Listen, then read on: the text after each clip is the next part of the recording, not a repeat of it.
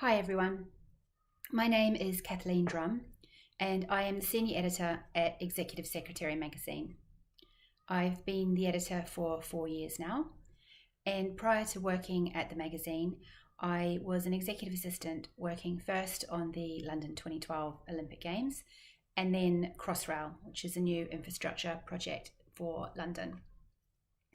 So I went from working in a 100-person open plan office on the 25th floor of a tower block in Canary Wharf, central London, to working from home as part of a distributed team. So the UK team of Executive Secretary magazine, which is myself, Matt, Christian and Jenny, all work from our respective homes. We don't have a central office location. Prior to the pandemic, obviously we could work in co-working spaces or coffee shops or other places, but since then we've been working from home. So today I'm going to talk about the concepts that have helped me in my transition from working in a large open plan office to working predominantly from home on my own. So we're going to talk about time management, we're going to talk about planning, and we're going to talk about communication. Now, obviously in the 4 years since I've been working with Lucy, my role has changed as well. Initially, I was looking after the magazine and the magazine website, and that has now expanded to include the content for the sites for our events, so for all the live sites, and for Exec Tech, and also the content for the Speaker Bureau. So there's quite a lot of things, quite a broad range of content that has to be managed and looked after. So it's really important to make sure that I am devoting enough time to all of these. And there are lots of time management things that you can use, lots of techniques such as the Pomodoro technique or the time boxing technique.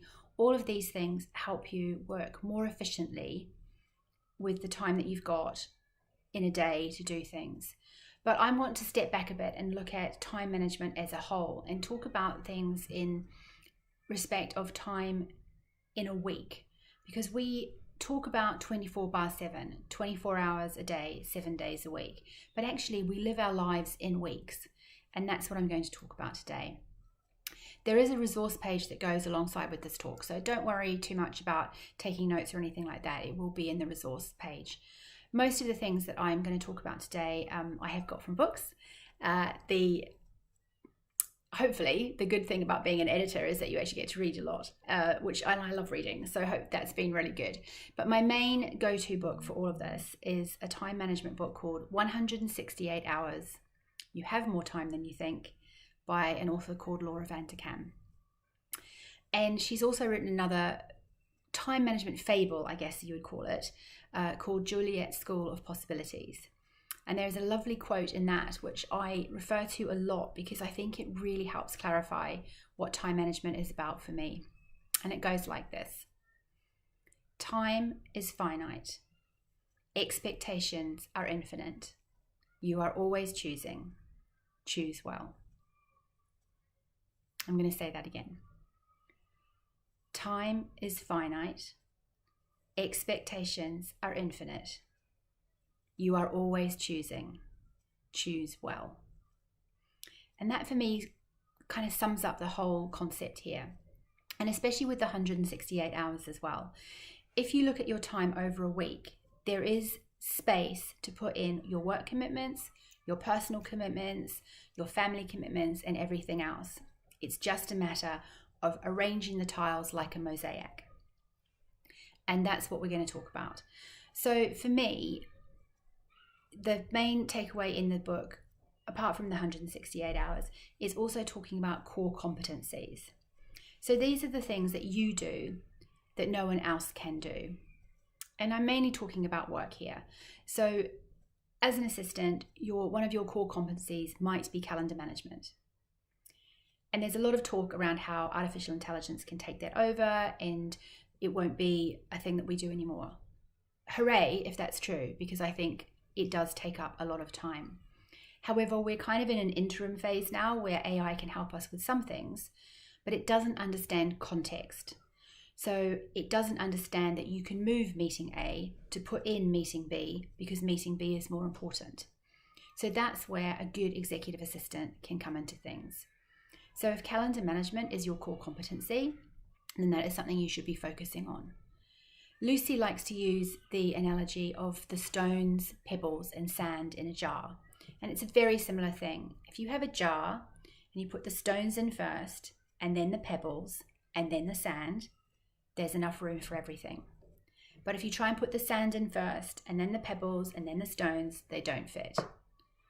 Now here we're talking about the stones being the things that you must do, the pebbles that are the things that are good to do, and the sand is everything else. So for me, my core competencies are producing an issue of the magazine, making sure it goes onto the website on time, and liaising with the authors to make sure that they get everything into me. So those are my core competencies in a work environment, and then everything else fits around that. So the way I organize my week is I know for myself that I have more energy in the mornings, and I'm usually raring to go on a Monday, not so much on a Friday afternoon. So I try and make sure that I've got my 3 to 5 things that I want to get done during the week, and I've kind of roughly scheduled them across my week. But I always make sure that I leave space on Friday mornings to fill up with anything that hasn't got done, that's a priority that needs to be finished that week. And then Friday afternoon is my kind of get back to people with emails, things that maybe need to be done but aren't kind of top of the list. And I spend some time on Friday afternoon looking at my following week to see what needs to be done. So for you as an assistant with calendar management, the trick is to go from being a reactive, task-based assistant where calendaring is just a thing that you do, to being a strategic business partner where you look at the calendar in terms of your executive's goals and aspirations and what needs to be done.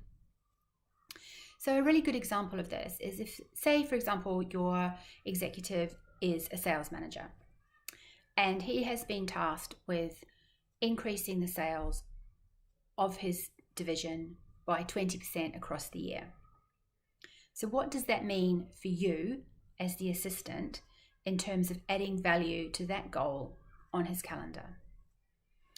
Well, if he needs to grow sales by 20%, he obviously needs to meet with his sales team. Are they weekly meetings? Are they monthly meetings? Are you going to have some kind of a review, maybe a quarterly sales team get together when you get everybody excited, where you review what's happened? Is that going to be a day, a half day? Halfway through the year, do you need to see where you're at? Is there going to be some kind of away day or things like that?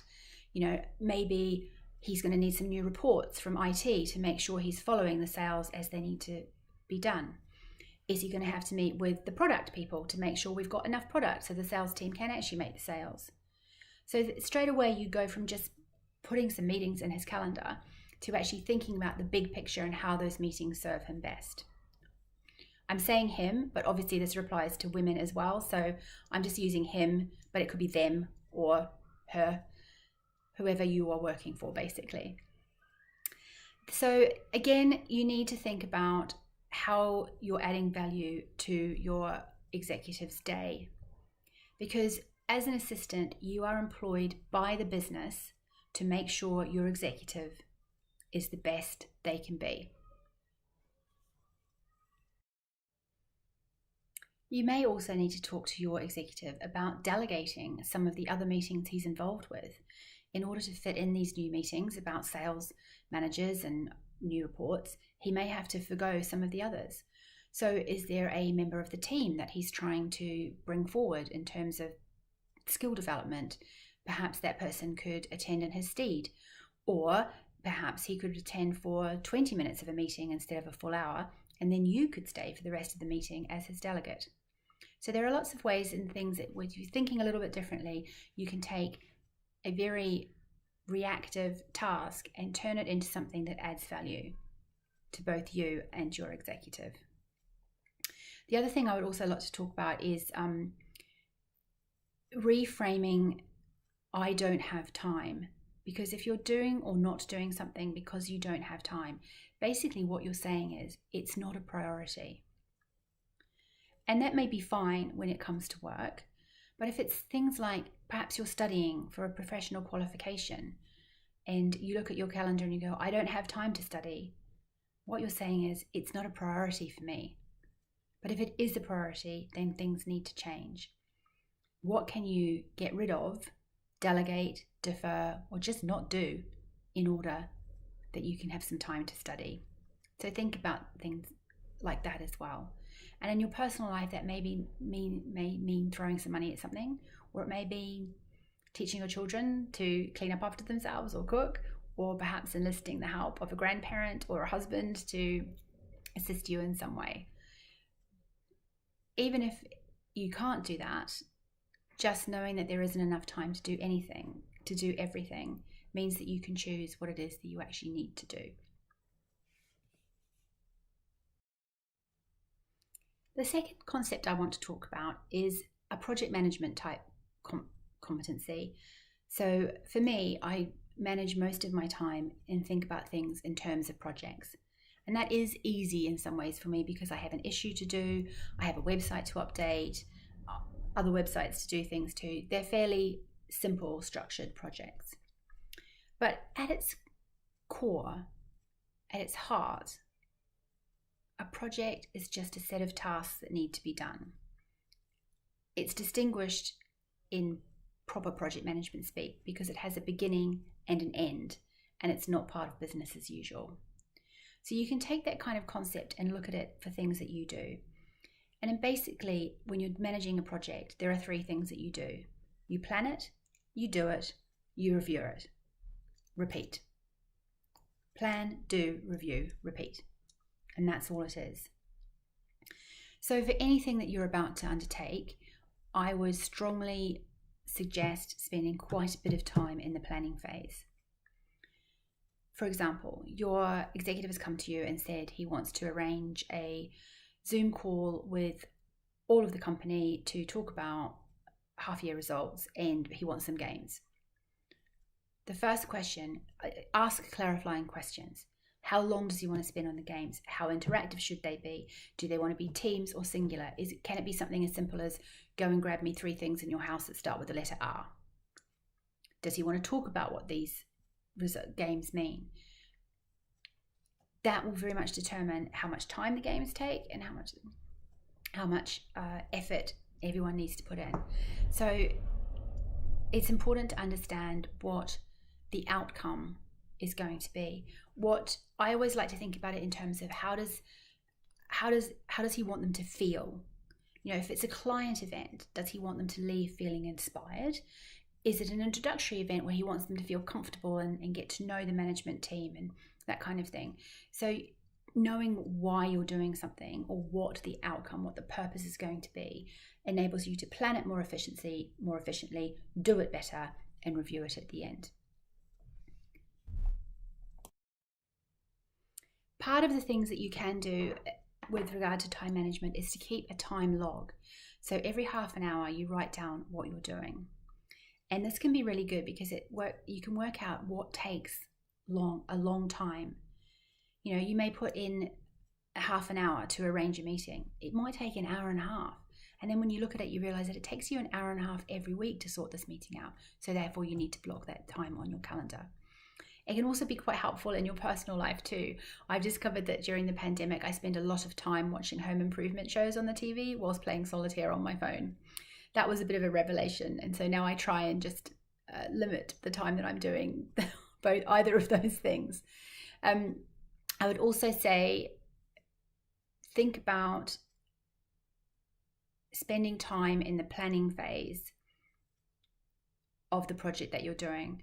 So when I was studying for my project management qualification, our lecturer said to us 90% of the time should be in the planning phase. Because if you get your workflow right and you're working from beginning to end and you know all the stages of what has to happen, there are less likely to be costly mistakes.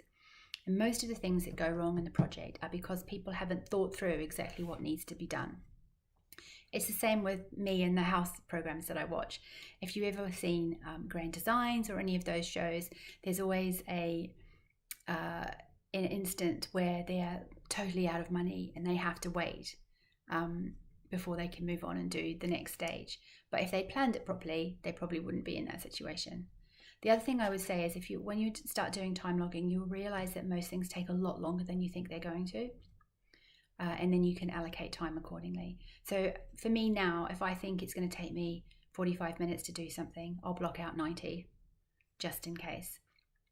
And then the good thing is, if you've got, if it doesn't take 90 minutes, it only takes 60, I've got half an hour to do something else with. The trick here is not to think, oh, I should clean out my inbox for half an hour. Maybe you could, but is there another project, another big thing that you're working on that is a core competency that is important for your executive, that you could spend 30 minutes doing something on that and moving that forward instead? There will always be email. Email is one of those things that expands to fill the time available. A lot of that stuff is important. Some of it is not. So again, it's recognizing what you need to do for that. You may do the time log and realize that actually there is too much work to do, but at least now that you have got something concrete that you can discuss with your manager about what things are important and what things can wait, and how your day can be structured better to help them have a better structure on their day. So for managing things like projects, if it's not a formal project, then the plan, do, review method works really well. And alongside that, I use another method called GTD, which stands for Getting Things Done. And it's by a productivity kind of guru called David Allen.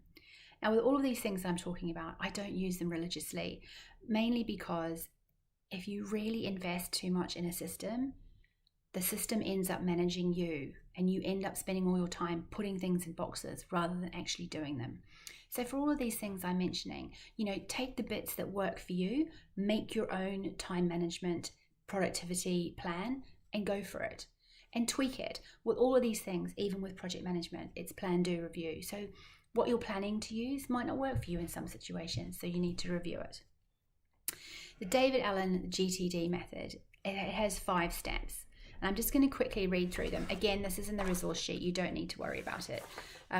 The first thing he talks about is capture. So capture what has your attention.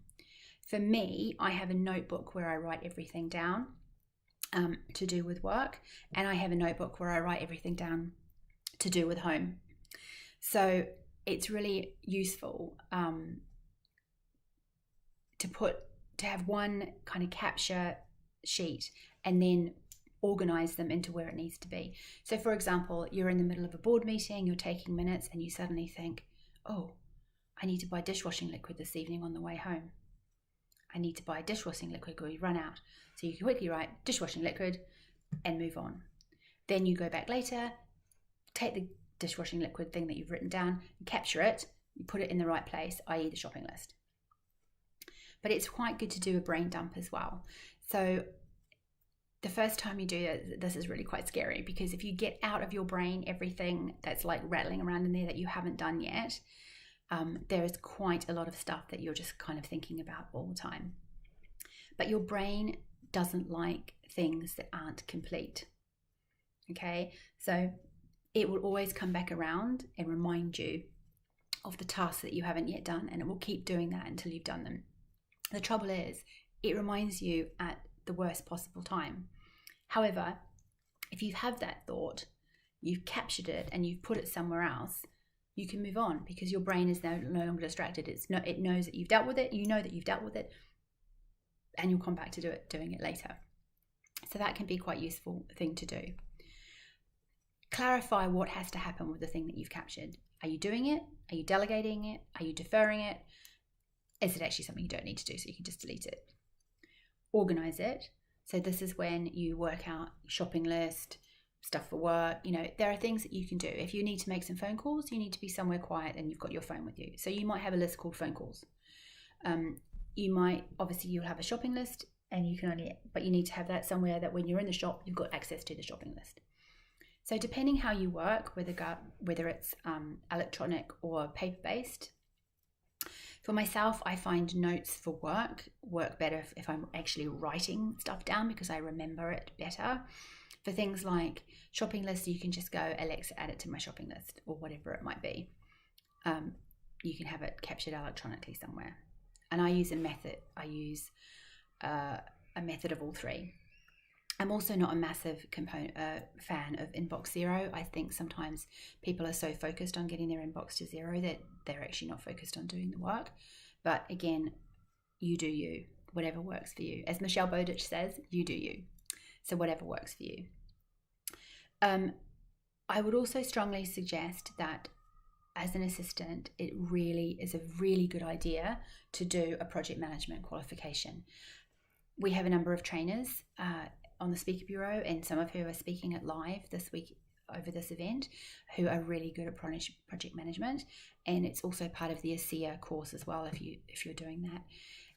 The reason I'm saying to do it is because you do a lot of projects and you don't even realize that they're projects, but what it will do more is you'll be able to speak the language when you're speaking to executives and members of the senior team. When you're talking about project, you'll be able to use the right language that they use, and so that will make you more visible to them, and it will show that you have a concept of the strategy behind the project, which is really important for growing your business acumen and your business role.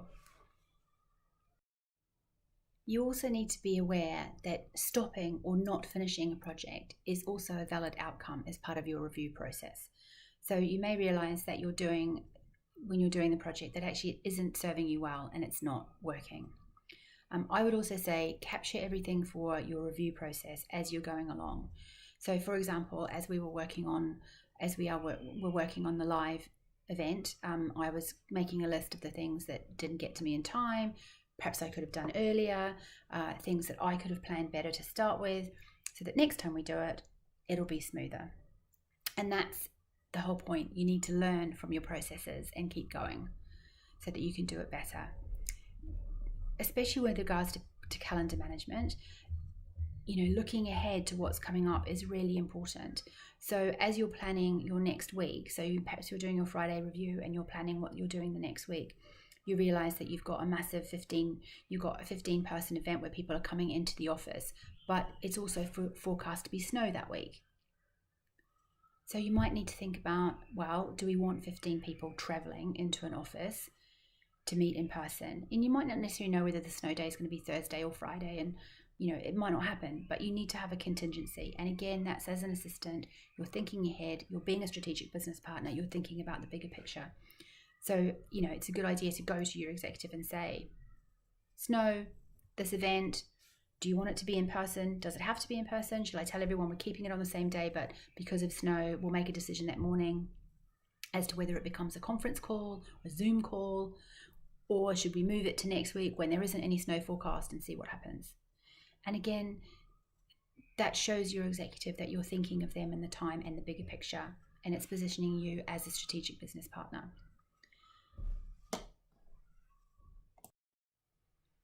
The final thing is communicating your victories.